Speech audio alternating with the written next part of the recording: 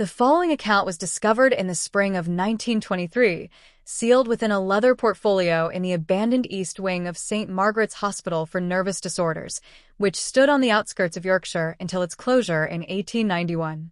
The building has since been demolished, though locals still avoid the site after dark, claiming the ground itself feels unwholesome.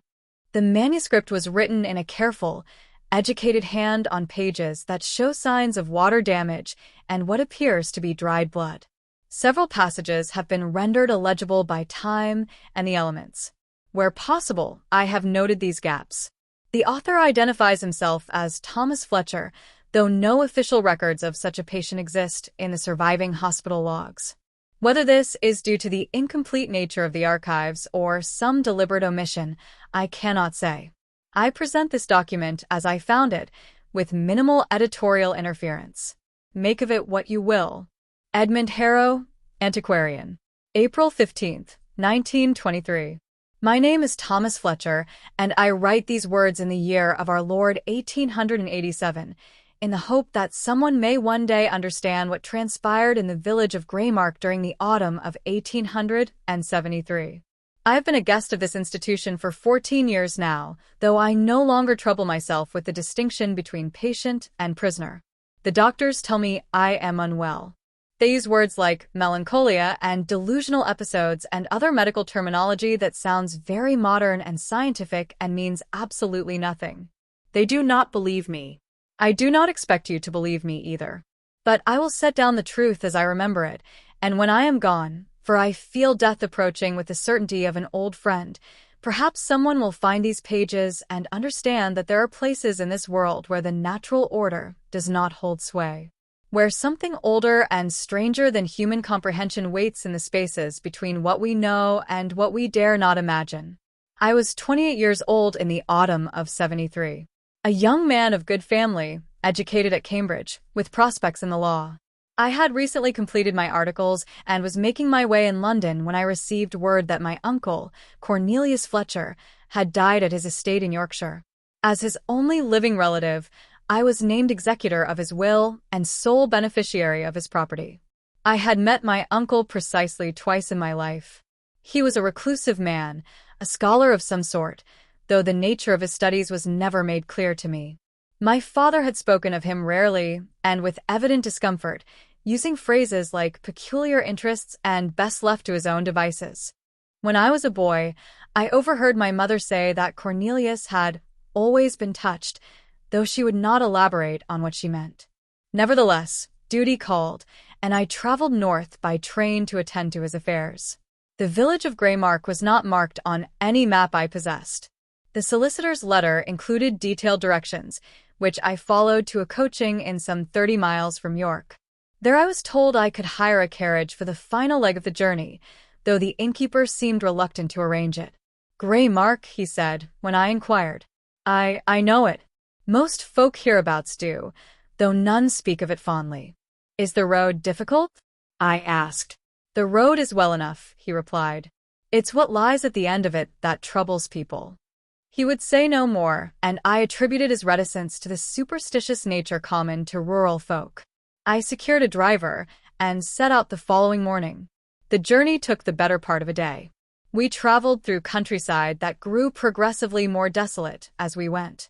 The farms became fewer and more ramshackle. The fields lay fallow and overgrown. The few people we passed on the road did not wave or acknowledge us, but turned away and hurried about their business with heads down. As evening approached, we crested a hill, and I beheld Greymark for the first time.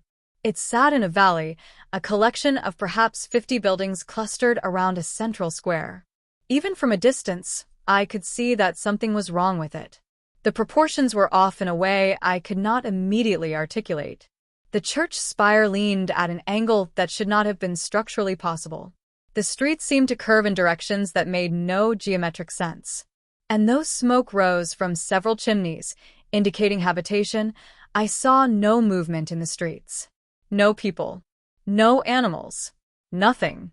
I'll take you as far as the edge of town, the driver said. His voice had gone flat and hard. But I'll not stay the night, and I'll not venture into the village proper. You can walk the rest. I protested, but he was adamant. He deposited me and my luggage at the base of the hill as the last light faded from the sky, took his payment, and turned his horses around with such haste that he nearly overturned the carriage. I stood alone on that road and watched him disappear into the gathering darkness. I walked into Greymark as night fell. The village was not deserted, as I had feared, but neither was it welcoming. Lamps were lit in windows, and I could hear the murmur of voices from behind closed doors. Yet no one emerged to greet me, and when I knocked at what appeared to be a public house, the voices within fell silent. I waited for several minutes before the door opened a crack and a woman's face appeared. "We've no rooms," she said quickly. "I'm not seeking lodging," I replied. "I'm looking for the Fletcher estate. My uncle." "I know who your uncle was." Her expression did not soften. "Keep walking north. You'll find the house. Can't miss it." She began to close the door. "Wait," I said. "Can you tell me anything about my uncle?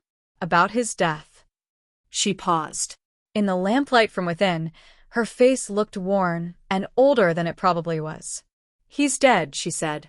"That's all you need to know. And if you've any sense, you'll settle his affairs quickly and leave. Greymark is no place for the living." The door closed. I heard the bolt slide home. I continued north, through empty streets that curved and twisted in ways that made navigation difficult. More than once I found myself back at an intersection I had already passed, though I was certain I had been walking in a straight line.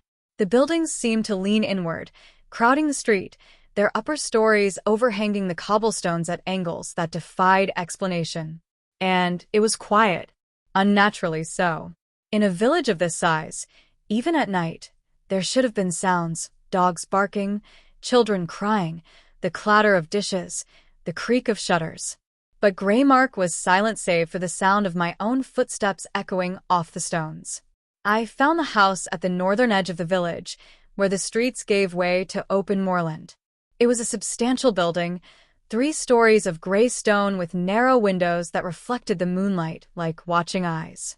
The iron gate stood open, and the path to the front door was overgrown with weeds that had pushed up through the gravel. I approached with growing unease. Something about the house felt wrong in the same way the village had felt wrong, a subtle wrongness that I could sense but not define. The proportions were slightly off. The windows were spaced irregularly. The roof had too many gables, their peaks pointing in directions that seemed to shift when I looked at them directly. The front door was unlocked. I pushed it open and stepped inside.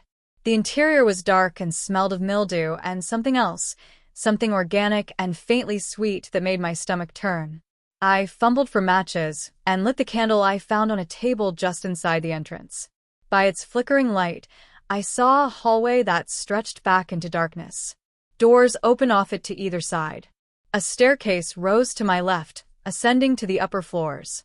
Everything was covered in dust, but not the dust of ordinary neglect. This was thick and gray and seemed to absorb the light rather than reflect it. I called out, thinking perhaps a servant or a caretaker might be present. My voice echoed strangely, as if the house were much larger than it appeared from outside. There was no answer. I explored the ground floor room by room. A sitting room with furniture draped in sheets. A dining room with a table set for one, the plates still bearing the dried remnants of a meal. A library with shelves that reached from floor to ceiling, packed with books in languages I could not read, and some in scripts I could not even identify. And, in what I took to be my uncle's study, I found the journals. There were dozens of them, leather-bound volumes stacked on the desk and shelves, filled with my uncle's cramped handwriting. I opened one at random and read. "The geometry is wrong. I have measured the angles 3 times, and each time the results defy Euclid. The house exists in multiple dimensions simultaneously. I can feel it shifting around me as I sleep. Sometimes I wake to find rooms in different positions than they were when I retired. The servants have all fled. I cannot blame them. But I am close now. So close to understanding. The space between is thinner here than anywhere else I have found. Greymark sits on a confluence. A place where the boundaries are weak, where they can reach through." I set the journal down with trembling hands. I should have left then. I should have walked out of that house and that cursed village and never looked back. But curiosity, that fatal human failing, compelled me to continue reading. I spent that first night in my uncle's study, reading his journals by candlelight. The story they told was one of increasing obsession, and, I feared, madness. Cornelius had come to Greymark 30 years earlier, drawn by references in obscure texts to a thin place where the barriers between our world and others were permeable. He had purchased the house and dedicated himself to studying the phenomenon. His early entries were rational, almost scientific. He recorded measurements, drew diagrams, conducted experiments. But as the years progressed, the tone changed. The handwriting became more erratic, the observations more disturbing.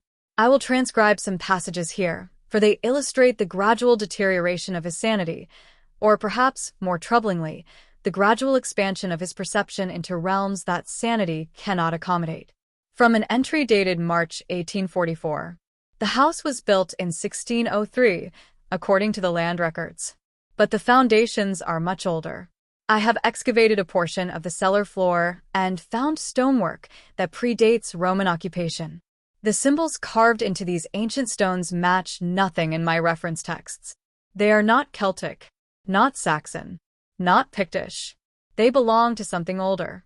Something that was here before history began recording itself. The stones are arranged in a specific pattern, a geometric configuration that creates what I can only describe as a focal point. When I stand at the center of the pattern, I experience a sensation of thinness, as if the air itself is stretched gossamer thin, and beyond it I can almost perceive something vast moving in spaces perpendicular to our own. From June 1847. I have hired a mathematician from Edinburgh to analyze my measurements. He spent 3 days examining my data before departing abruptly in the night. He left no note, but I found his calculations on the desk. He had circled one figure repeatedly and written beside it, "This is impossible. This cannot be." What he failed to understand is that impossibility is merely the boundary of current understanding. The angles I have measured do exist. They simply exist in more than the 3 dimensions we are equipped to perceive. The house occupies a space that is folded, doubled upon itself, existing simultaneously here and elsewhere. From September 1851. The servants left today. All 3 of them, without notice or explanation. I found them standing together at dawn at the end of the drive, their belongings packed, simply staring at the house. When I approached, the housekeeper, a woman who had been in my employ for 7 years, looked at me with eyes that held no recognition. "It's in the walls," she said. "We can hear it moving. In the walls. Under the floors. Above the ceilings. It's everywhere and nowhere. We cannot stay here anymore, sir. No amount of wages is worth this." I tried to persuade them, but they would not be moved. They walked away down the road and did not look back. I watched them until they disappeared over the hill. I will not hire replacements. In truth, I prefer the solitude. The house and I have reached an understanding. It shows me things. In return, I witness. I document. I try to comprehend. From December 1855. I no longer sleep in a bed. Sleep has become unreliable here. Time fractures during the night hours. I will close my eyes for what feels like mere moments and wake to find days have passed. Or I will lie awake for what must be hours only to discover that mere minutes have elapsed on the clock. Last night, if it can be called night, if temporal distinctions still hold meaning in this place, I saw them clearly for the first time. I was sitting in this very study when the walls began to fade. Not gradually, but in the way that one's eyes adjust to darkness and suddenly perceive what was there all along. The walls became transparent, and beyond them, in the spaces between, they moved. They are not entities in any sense we would recognize. They are not discrete beings with bodies and minds and volition as we understand it. They are more like weather systems, patterns of consciousness so vast and alien that they dwarf human comprehension the way the ocean dwarfs a drop of water. And yet they are aware. They know I am watching. They have always known. The worst part, the truth that I scarcely dare commit to paper, is that they are not hostile. They are not invaders or conquerors. They simply exist in those spaces, as they have always existed, waiting with the patience of eons for the boundaries to thin enough that they might reach through. Not to harm us. That would imply they recognize us as worthy of harm. No, they wish simply to exist here, as they exist there. And in doing so, they would unmake the very structure of our reality. Not through malice, but through the mere fact of their presence. We are ink drawings on paper, and they are water. And the paper is growing thin. He wrote of hearing voices in the walls, of seeing shadows move independent of any light source, of finding objects in the house rearranged in patterns that suggested intelligence and purpose, of time behaving strangely within the house's walls, hours passing in what felt like minutes, or entire nights condensed into a single moment. And he wrote of the villagers, how they avoided the house, how they would not speak to him, how he sometimes saw them gathered at the edge of his property at night, standing in silent circles, watching. They know, he wrote in an entry dated 1868. They have always known. Greymark was built here deliberately, though by whom and for what purpose I can only speculate. The village itself is part of it. The geometry of the streets, the angles of the buildings, all carefully designed to channel something. To open a door that should remain closed. I suspect the villagers are guardians of a sort, though they guard not to keep others out, but to keep something in. The final entry was dated 3 weeks before his death. I have seen through. Last night, as I lay in bed, the walls became transparent. Not invisible, transparent, like looking through deep water. And beyond them, in the space between spaces, I saw them. They're vast. They are patient. They have been waiting for so very long. And they're hungry. I understand now why the villagers will not leave. They are bound here, generation after generation, by something older than human memory. They are the wardens of the door. And I, fool that I am, have spent 30 years learning to open it. I must find a way to close it again. I must. The entry ended mid-sentence. I set the journal down and looked around the study. The candle had burned low. Shadows crowded the corners of the room. And I became aware, slowly, of a sound. Not a sound, exactly. More like the absence of sound. A pressure against my eardrums that suggested vast movement in spaces I could not perceive. The walls looked different, slightly less solid. As if I could, if I concentrated, see through them to something beyond. I closed my eyes and forced myself to breathe slowly. Exhaustion and the late hour were playing tricks on my mind. That was all. I was tired and unsettled by my uncle's writings and the strange atmosphere of this place. When I opened my eyes again, the walls were solid once more. But the feeling of being watched remained. I slept poorly that night, if indeed I slept at all. I retired to what had been my uncle's bedroom on the second floor, too weary to explore further. The bed was made, as if awaiting his return, and I lay down fully clothed atop the covers. I dreamed, though I cannot say with certainty that I was asleep. In the dream, I walked through the house. But it was different. Larger. The hallways stretched on forever, doors opening into rooms that could not possibly fit within the structure I had seen from outside. Some rooms were familiar. The study, the library, the dining room. Others were alien. Vast chambers with ceilings that disappeared into darkness. Corridors that curved in impossible directions. Staircases that led both up and down simultaneously. And I was not alone. There were shapes moving in the periphery of my vision. Tall, thin figures that seemed to exist in more than 3 dimensions. When I turned to look at them directly, they were gone.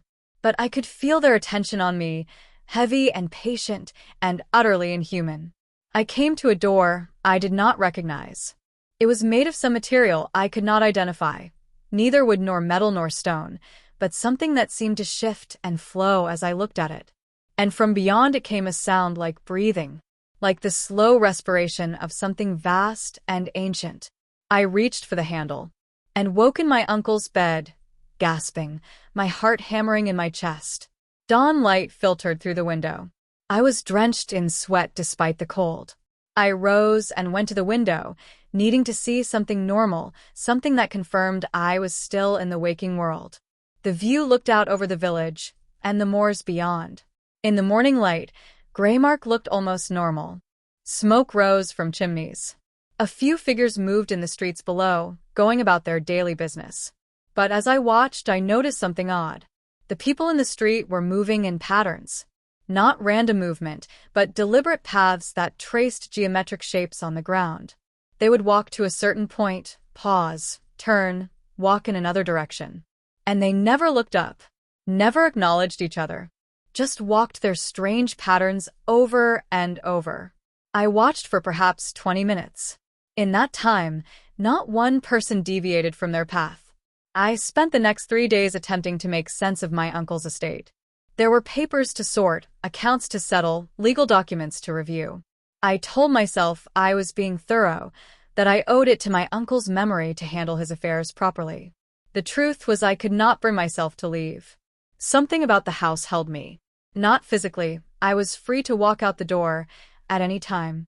But there was a pull, a compulsion, a growing certainty that I was on the verge of understanding something profound and terrible. I continued to read the journals. I studied my uncle's diagrams and calculations. And I began to see what he had seen. The geometry of the house was wrong. Not obviously so, you could not point to any single angle or measurement that violated natural law. But taken as a whole, the proportions did not add up correctly. Rooms were larger on the inside than their external dimensions should allow. Hallways ended at walls that, according to the layout of the house, should open into other rooms. The staircases led to floors that could not exist. I took to measuring everything myself, using the tools I found in my uncle's study. A brass compass, a measuring tape, a plumb line, a sextant. The instruments were old but well-maintained, and they told me impossible things. The sitting room was 42 feet long by 30 feet wide, according to my measurements. But when I measured the exterior wall of the house, that same room should have been no more than 30 feet long. The additional 12 feet of space existed somewhere, somehow, within boundaries that should not have been able to contain them. I discovered similar discrepancies in every room I measured. The library was too tall. The dining room too wide. The cellar, when I finally worked up the courage to descend into its depths, extended far beyond what the footprint of the house could accommodate. And the more I measured, the more I began to feel the house respond to my attention. Doors that had been closed would be standing open when I returned to a room. Objects would move, not dramatically, but subtly. A book I had left on the desk would be on the shelf. A candle I had placed in the hallway would be on the stair landing. Small changes that I might have attributed to forgetfulness if not for their increasing frequency. And I began to experience the same temporal distortions my uncle had described. On the second night, I sat down in the study at what I believed to be 8 o'clock in the evening to review some documents. I worked by candlelight, as the house had no gas lighting and I had not yet mastered the ancient oil lamps. When I finally looked up, exhausted, I assumed perhaps 2 hours had passed. The clock on the mantel read 4 o'clock in the morning. But the candle had barely burned down. And I did not feel tired, despite what should have been 8 hours of work. I went to the window and looked out. The sky was dark, but I could not tell if it was the darkness before dawn or the darkness of early evening. The quality of the light was wrong, ambiguous, as if the house existed in a pocket of time that did not quite align with the outside world. On the third day, I made the mistake of exploring the upper floors more thoroughly. I had confined myself to the ground floor and my uncle's bedroom on the second floor, avoiding the higher reaches of the house. But curiosity, that damnable human trait, drove me upward. The third floor consisted of several small bedrooms, all furnished, but clearly unused for many years. The dust here was even thicker than below, and my footsteps left clear prints in the gray coating on the floor. Or they should have. When I turned to look back the way I had come, I saw no footprints. The dust was undisturbed, as if I had not walked through it all. I stood there for several minutes, studying this impossibility, when I heard a sound from above. Not footsteps, exactly. More like a weight shifting. The creak of floorboards bearing load. But there should have been no floor above me. The third story was the top of the house. I looked up and saw a door in the ceiling. I am certain it had not been there moments before. I had been looking up, noting the water stains on the ceiling and the cobwebs in the corners. There had been no door. But now there was, set into the ceiling with a folding ladder hanging down, as if inviting me to climb. I should have refused that invitation. But the compulsion was strong. I felt as if I were being drawn upward by invisible threads, my body moving of its own accord. I climbed the ladder. The space above was not an attic in any conventional sense. It was vast, far vaster than the footprint of the house. The ceiling disappeared into darkness above. The walls, if there were walls, were too distant to see. And the floor was wrong. It was not level. It sloped and curved and folded back on itself in ways that should have been physically impossible. And yet I could walk on it normally, my feet finding purchase on surfaces that existed at angles that defied gravity. In the distance, I could see structures. Not rooms, but shapes. Geometric forms that hurt to look at. They seemed to shift and reconfigure as I watched, folding through dimensions I could not perceive. And I realized I was not alone. There were figures in that space. Tall, impossibly thin, moving between the structures with a fluid grace that suggested they were not bound by the same physical laws I was. They did not walk so much as flow, their forms blurring at the edges as if they existed partially, in some other state. They had not noticed me yet. Or if they had, they did not care. They went about their business, whatever that business was, with the indifference of beings so far beyond human concern that we barely registered as existing. I watched them for what might have been hours or minutes. Time had no meaning in that space. And slowly, I began to understand what my uncle had discovered. This was not a hidden room or a secret chamber. This was the space between. The realm that existed in the gaps of our reality. And the house, Greymark itself, was built on a point where those gaps were wide enough for something to reach through. One of the figures turned toward me. I cannot describe what I saw in that moment. It was not a face. It was not eyes looking at me. It was more like awareness. A vast, incomprehensible consciousness becoming cognizant of my presence. And I felt, in that instant of recognition, what it was like to be truly seen by something that existed beyond the boundaries of human understanding. I fled, scrambled back down the ladder, my hands slipping on the rungs, my breath coming in ragged gasps. When I reached the third floor, I looked up. The door in the ceiling was gone. The surface was smooth and unmarked, showing no sign that there had ever been an opening. But I could still feel the weight of that awareness on me. That vast, patient attention that had marked me as something interesting. Something worth watching. I did not sleep that night. I sat in my uncle's study with every candle in the house lit, trying to ward off the darkness that I now understood was not merely the absence of light, but the presence of something else entirely. And the more I looked, the more apparent it became. I began to see the spaces between. The gaps where reality wore thin. They appeared as subtle distortions, like heat shimmer or the warping of air above a candle flame. At first I saw them only in my peripheral vision. But as the days passed, they became more pronounced. I would be walking down a hallway and see, for just a moment, what lay beyond the wall. Not the adjacent room, but something else. Somewhere else.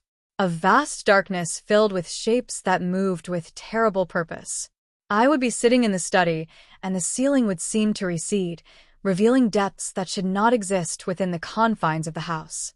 And in those depths I would see eyes. Countless eyes. Watching.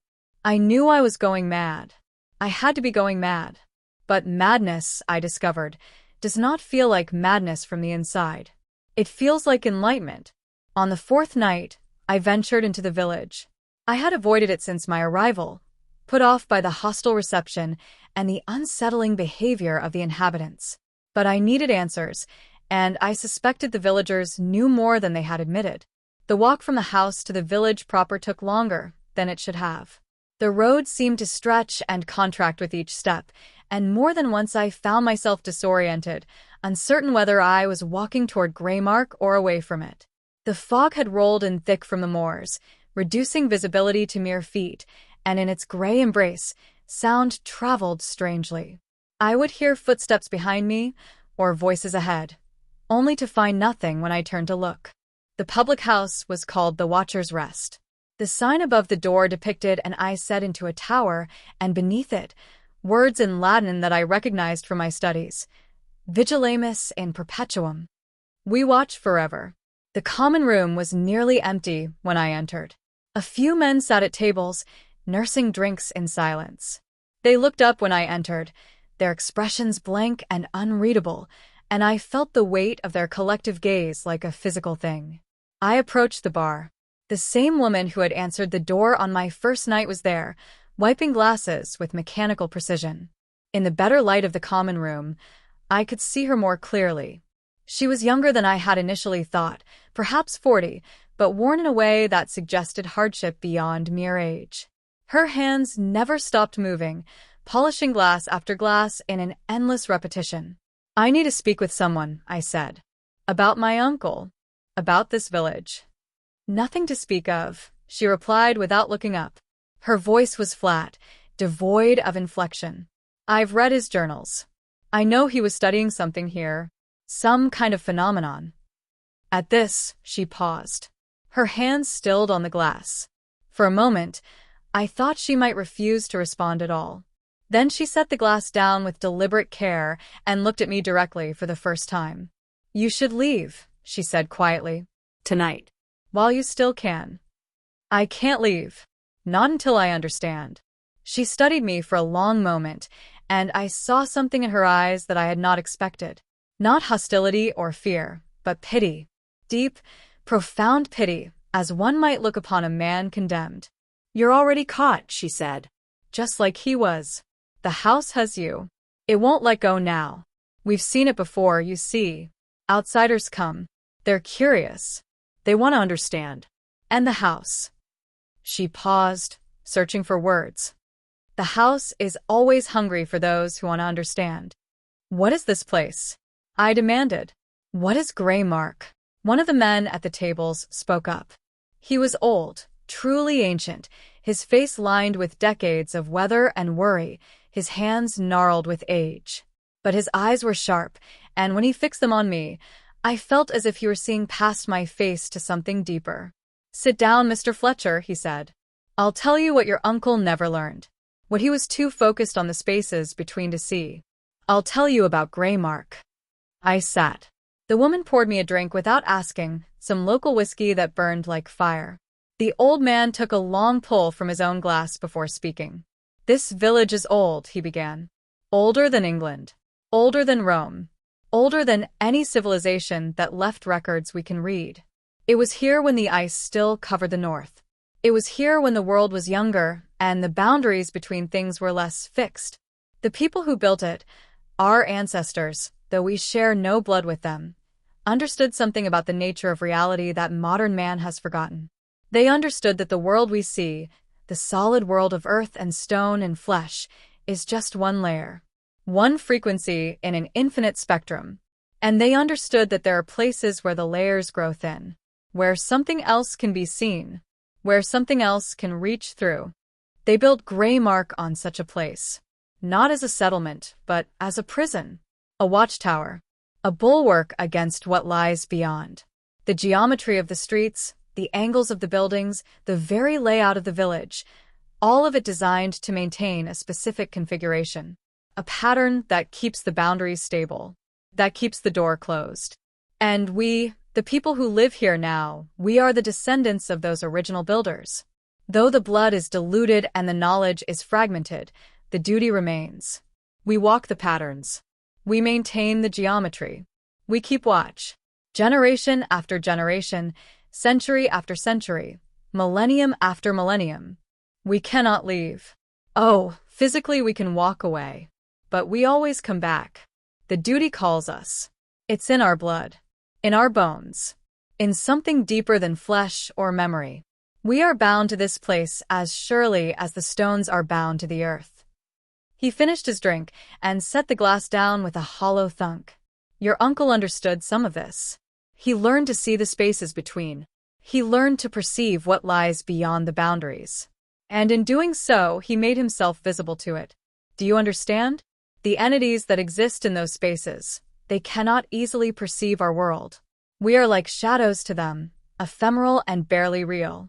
But when someone learns to see them, the connection becomes bidirectional. They can see back. And once they see you, Mr. Fletcher, they never stop looking.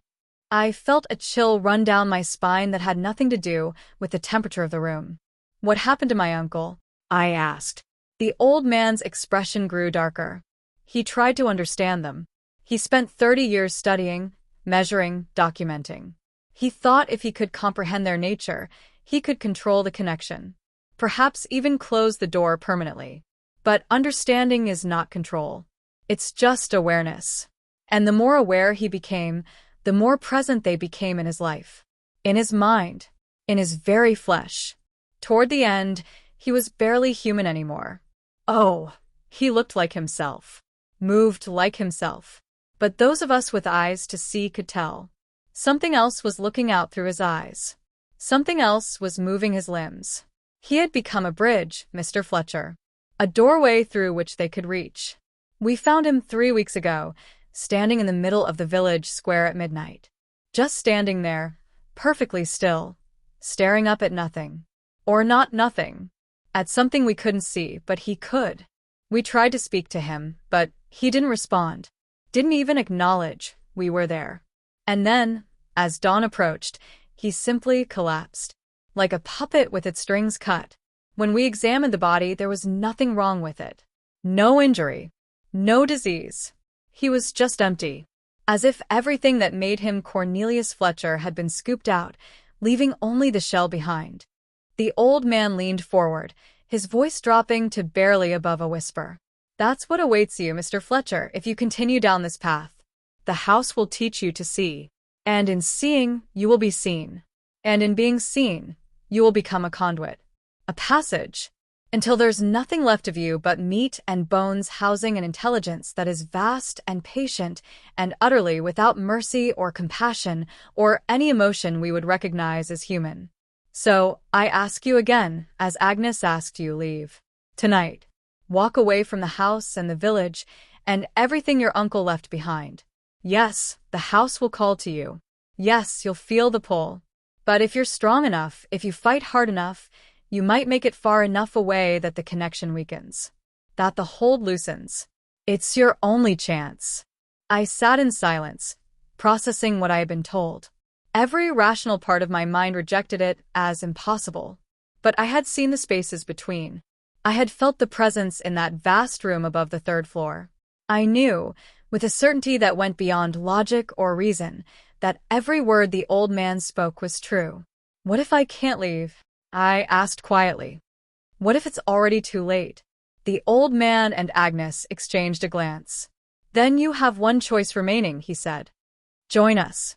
Become a warden. Accept the duty that has been passed down through generations uncounted. Spend your life walking the patterns, maintaining the geometry, keeping the door sealed. It is a grim fate, Mr. Fletcher. You will never leave Greymark. You will never have a family or a career or any of the things you might have hoped for in life. You will walk the same streets, day after day, year after year, until you die and another takes your place. But it is better than the alternative. And if I refuse both options?" He pointed toward the window. Through the thick glass, I could just make out the silhouette of my uncle's house on the hill, its windows dark except for one. In that single lit window, I could see a figure standing, too tall, too still, watching. "Then you become like him," the old man said. "A vessel, a bridge, a door through which they can reach. And when they have finished with you, when they have used you to widen the breach, they will come through in numbers beyond counting. And this world will become as the space between spaces, a realm of infinite dimensions and endless hunger. A place where human life cannot exist because the very structure of reality will have been rewritten according to geometries that our minds cannot process. That is what we guard against, Mr. Fletcher. That is why Greymark exists. And that is why we are asking you to choose." I left the public house in a state of profound disquiet. The night had grown cold and fog had rolled in from the moors, reducing visibility to a few feet in any direction. The streets of Greymark were deserted and silent save for my own footsteps echoing off the stones. As I walked, I became aware that I was being followed. I could hear other footsteps behind me, matching my pace. I would stop and they would stop. I would quicken my pace and they would quicken theirs. But when I turned to look, there was nothing there but fog and shadow. I began to run. The streets twisted around me in ways I did not remember. Corners led to thoroughfares that should have been in opposite directions. I passed the same church 3 times, each time approaching it from a different angle. The village had become a maze, and I was lost within it. Finally, I burst through the fog and found myself at my uncle's gate. The house loomed before me, its windows dark and empty. But there was light visible in the upper floors. A faint, sickly glow that pulsed with an irregular rhythm. I had not left any lamps burning. I stood at the gate for a long time, watching that light pulse in the windows. Every instinct screamed at me to flee, to run into the moors and keep running until I reached civilization. But I did not run, could not run. The house was calling me, and I had to answer.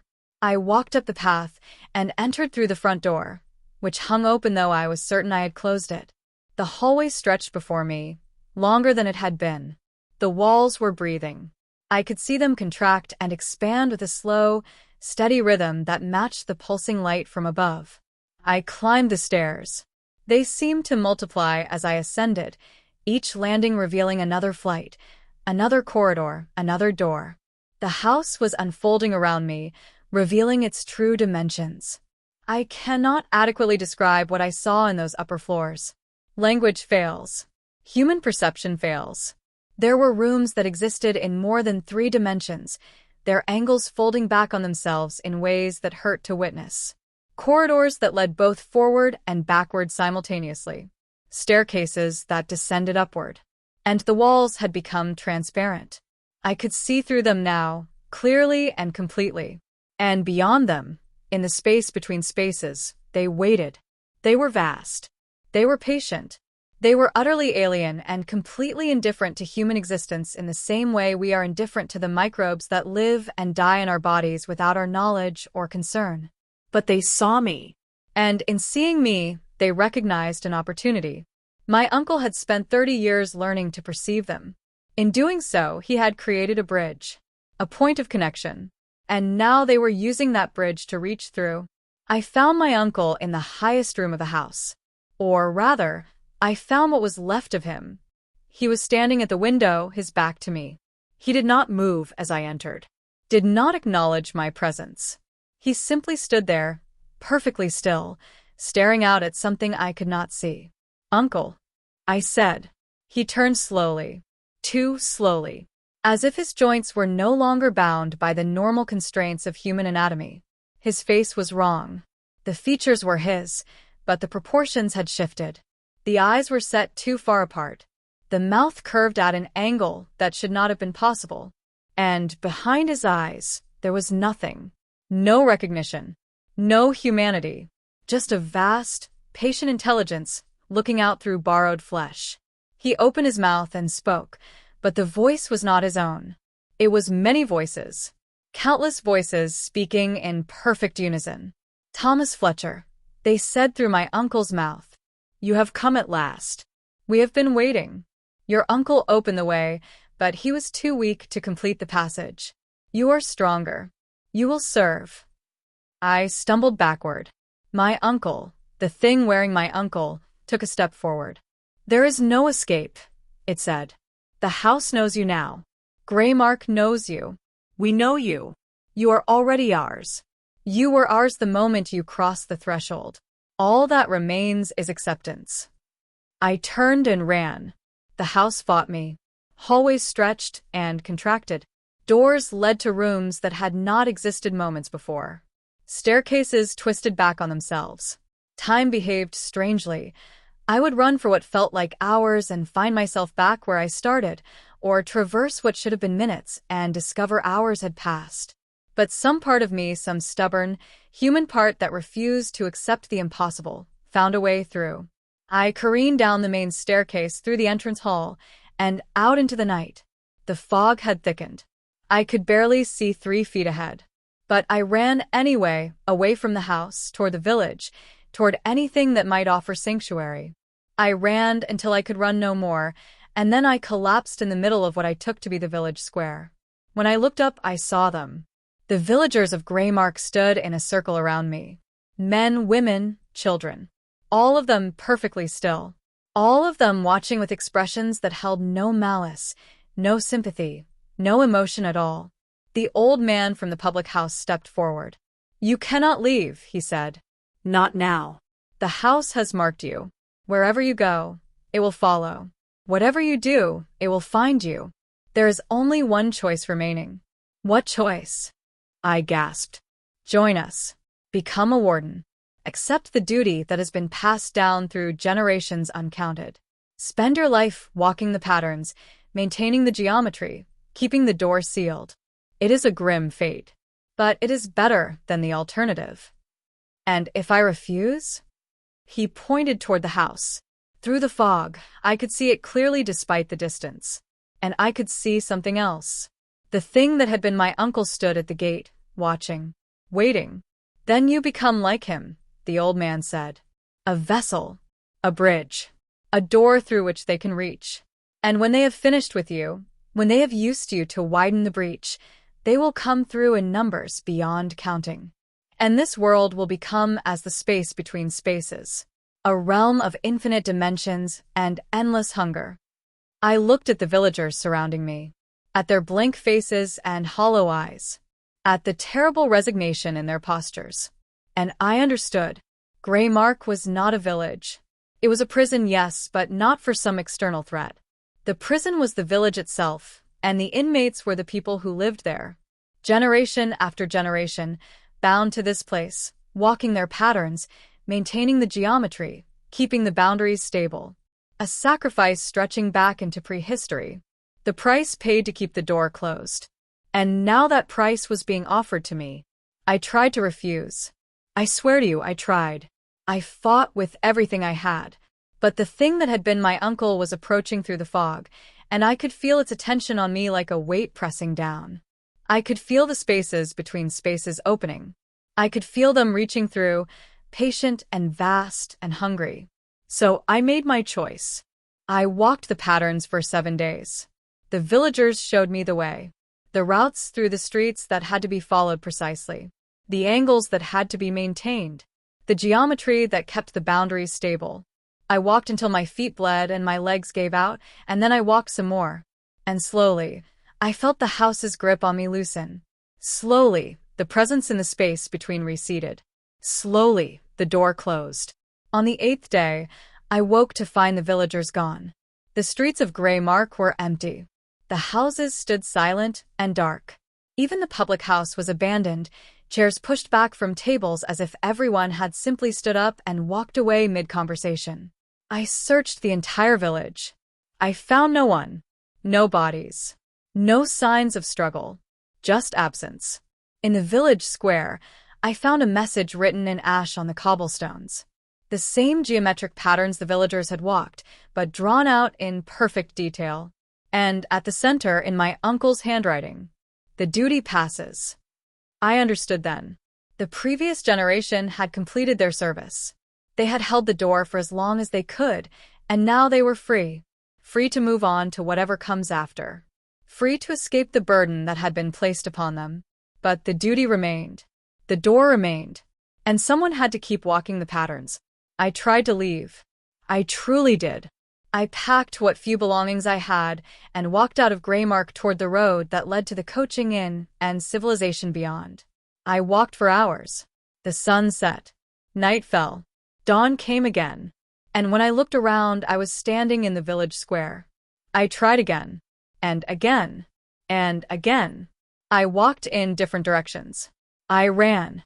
I crawled. It made no difference. Every path led back to Greymark.